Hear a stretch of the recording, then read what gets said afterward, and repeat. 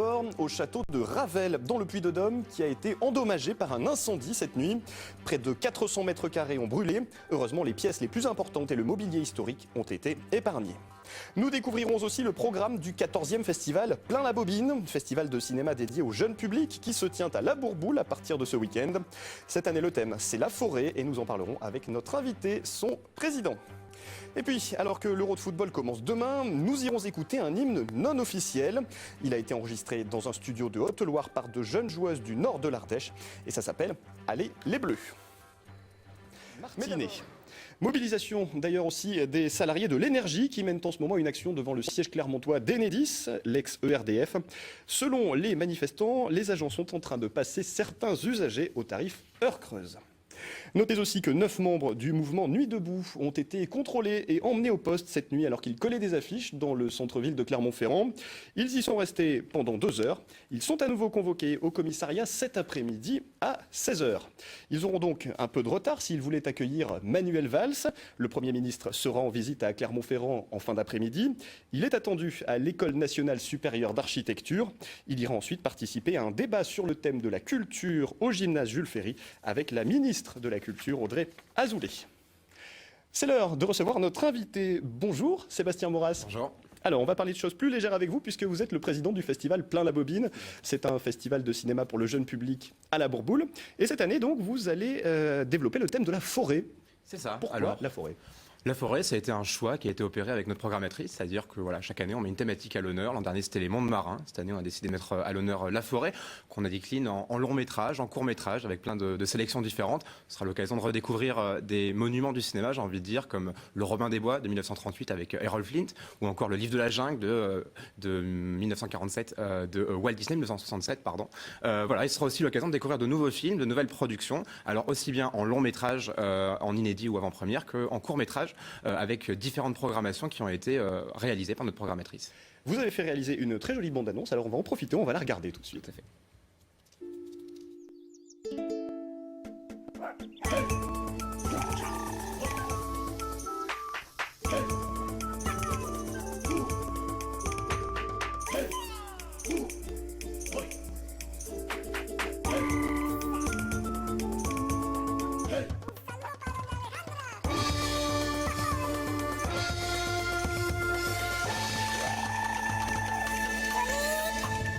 Une jolie bande-annonce qui en plus a été réalisée en Auvergne. C'est ça, par 2 lycéens du lycée René Descartes à Cournon d'Auvergne, donc qui sont dans une section qui s'appelle le DMA, Diplôme des métiers d'art, et qui justement travaillent l'animation. Il s'agit de Florian Louviot et de Simon Giraud qui ont réalisé cette bande-annonce. Il y en a eu plusieurs de proposées, et voilà, notre choix s'est opéré sur celle-ci.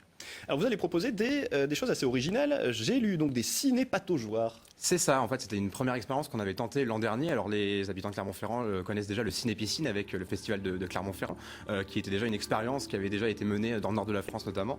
Et on a décidé, justement, avec le centre aqualédique de la Bourboule, de mettre en place des ciné-pataugeoires pour les plus jeunes, même pour tous les âges, parce qu'on trouve aussi des adultes qui viennent assister à ces séances. L'an dernier, ça a eu un franc succès. On en a eu une seule qui a été comble assez rapidement. Cette année, on en propose 2. Le mercredi après-midi.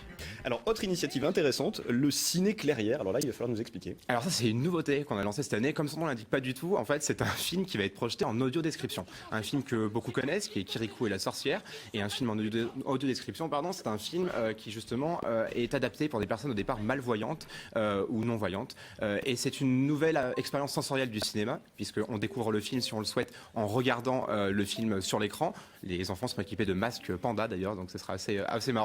Et ils auront le choix de pouvoir le regarder ou alors de pouvoir mettre leur masque et de pouvoir découvrir le film d'une autre manière avec une voix off qui décrit finalement tout ce qui se passe à l'écran.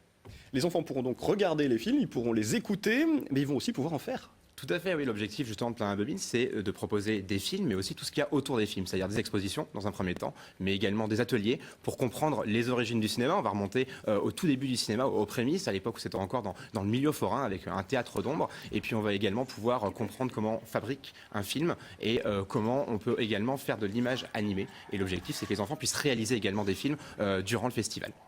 Ce festival marche bien, vous avez fait plus de 15 000 entrées l'année dernière, c'est le même objectif cette année? Oui, voilà, on ne suit pas d'objectif particulier. On aura plus de 2000 scolaires en tout cas qui sont attendus sur la Bourboule. Pour la première fois cette année, toutes les résidences sont occupées par des scolaires qui viennent de partout dans la France. On a des groupes qui viennent effectivement d'Auvergne avec lesquels on travaille depuis très longtemps, mais également des classes qui vont venir de Pontivy en Bretagne, de la région parisienne ou encore d'Alsace. Donc c'est toujours un plaisir de pouvoir accueillir énormément de jeunes. Et oui, sur la fréquentation, on était à plus de 15 000 entrées l'an dernier. On sera probablement autour de ces chiffres-là également.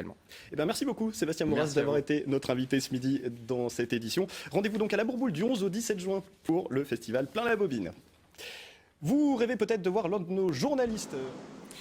Avant de passer à la suite, je vous rappelle le principal titre de ce journal, l'incendie qui a touché le château de Ravel dans le Puy-de-Dôme cette nuit. Près de 400 mètres carrés ont brûlé. Les pièces les plus importantes sur le plan historique ont heureusement été épargnées. Tout de suite, c'est l'heure de l'édition nationale. Ce soir, l'actualité régionale vous sera proposée par Sandrine Montero. Bon après-midi à vous et à demain.